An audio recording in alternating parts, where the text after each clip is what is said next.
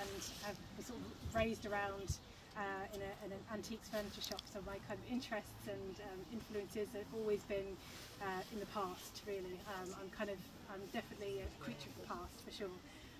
These images are just a couple from a book of silk designs, 18th century silk designs, and I've just always really loved them and just find myself always going back to this kind of imagery. This is me here screen printing, which is my studio in Perthshire, where I'm based from. I'm now based, sorry. And a little close up of one of my screen printed fabrics. And this, you can actually see, I have this out somewhere, I did have it out somewhere. This is a screen printed cushion cover, which I designed and made. So again, that sort of collections influence there of my blankets, which is got one on the table here.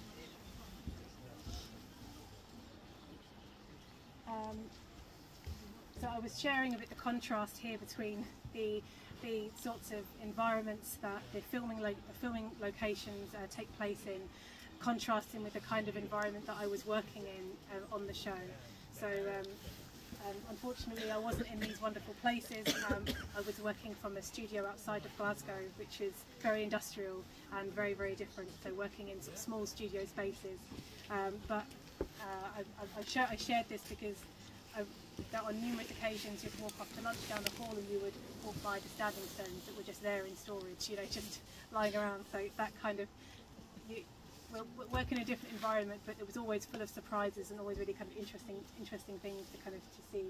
This here is a mood board which I was sharing just to talk about the starting point for the design process, whether you are a designer, a costume designer or a textile designer. The costume designer would really design the vision that everyone else is then going to follow. So this was just one of my mood boards from another project, but just shows you how you start drawing together imagery to inform the design that you'll go on to produce. And a little shot here of Master Raymond. I'm just going to share these because these are kind of some more close-up images which I wasn't able to share previously. So Master Raymond had these embroidered panels on his coat, which he was always wearing, I think. So as I said, I'm not an embroiderer, but my job was to design the layouts for these designs. So I came up with researched first of all this material, and Terry brought in various pieces of material from this sort of early modern period where you have sort of alchemy and kind of early modern science trying to kind of find its way, and you come up with all these incredible, really wild images where, for example, it was believed that, you know, spirits could be the cause of your ailment, could be the cause of your sort of medical condition. So we created all these little monsters and kind of wove them into the design. This is us on set here, which was an amazing set. That's just a shot there of me painting the back of this jacket, and you can see it's very clean here and not so here. So there's a whole team of people, a whole department called costume breakdown. It's sort of an area that not many people know about, and I worked in very briefly, but don't have the kind of training and skill set that they do. It's aging and dying, so it would be where you would take a brand new costume, something that's just been constructed, and you need to make that look like it's you know, weeks old, you know, or, you know, years old, and you need to make it look like it's been worn. So there's a real amazing array of skill sets to do that, you know, and they're really subtle, and just that they are. I think it takes about 10 years apparently to train to be a kind of a breakdown artist at the kind of top level. So there's an incredible amount involved to make things look convincingly old, not just tea stained. You know, you can't just get the tea bags out or kind of burn the edges. You know, like you were in high school. It's really kind of complicated. And that's Gaelis's dress, and this is another detail. You can see how she's got one sleeve off and one sleeve on and one sleeve off, and that's just really where the designer will have been trying to just figure out at that point, you know, what the finished dress is going to look like. You know, and it's not always there in the drawing. It might be that develops and trims are added or taken away, or so there's all this kind of playing around that will take place. This is actually just a reverse of that sorry, not of that dress, of a dress we looked at for inspiration. So you can actually see how the design that I came up with is similar. I sort of was working from this as my research source, and this was the kind of creature I was talking about. Where because Galis Duncan is this ambiguous character, she's beautiful and she's kind of she's kind of fascinating. But then you spend time with her and you start to figure out there's other stuff going on, not less pleasant things in her character. So we wanted to integrate these kind of strange little things, little creatures. So if you got close up, you might kind of spot that, and it's kind of giving a little flavour of her character, kind of in there.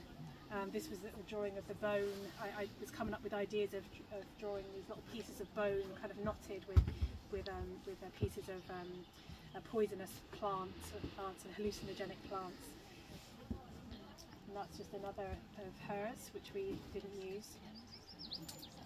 I'll just go to this image here of Louise de Rohan's dress, so you can just see a bit more of the detail of the back of that dress and the side there. And I can't take credit, by the way, for things like this. So that's another thing.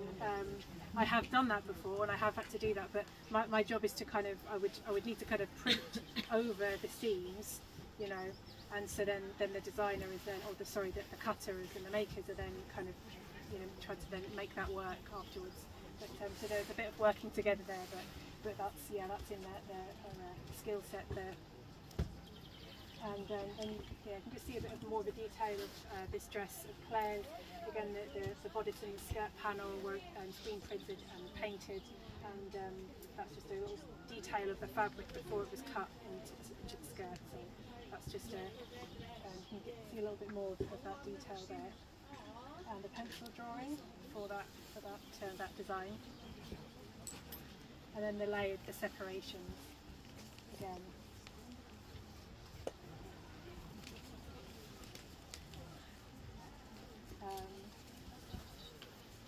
So there's just a more detailed shot of that lace design, and of the painted sample there from this dress.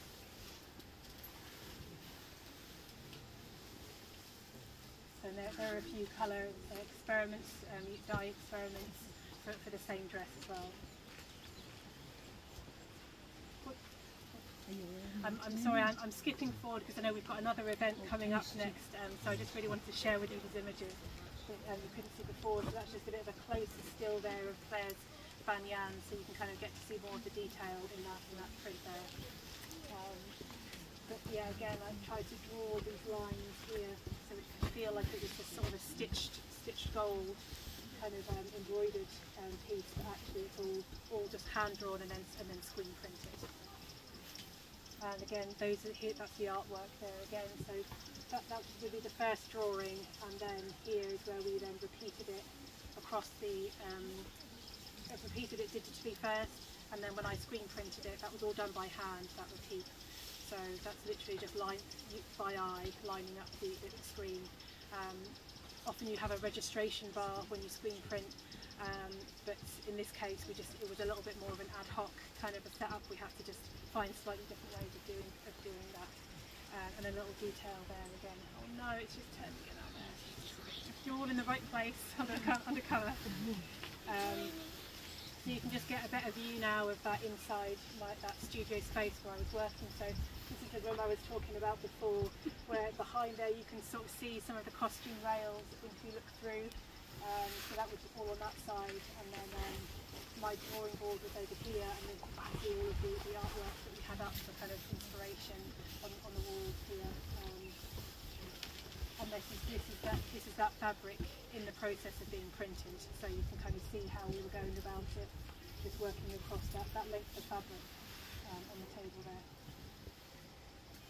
And just a little detail of the back of that piece there, so you can get a better view. And again, yeah, there are areas where they haven't done that registration, but I quite like that. I've always liked that with those kinds of dresses at the back, where you you get this sort of, you know, just little fractions of the print, and you can't see the full thing.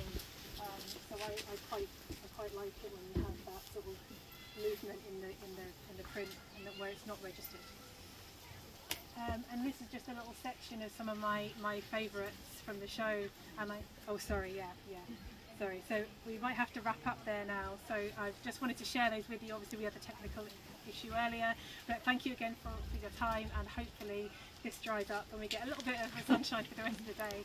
So thank you all for your time, and thank you for listening. Thank you.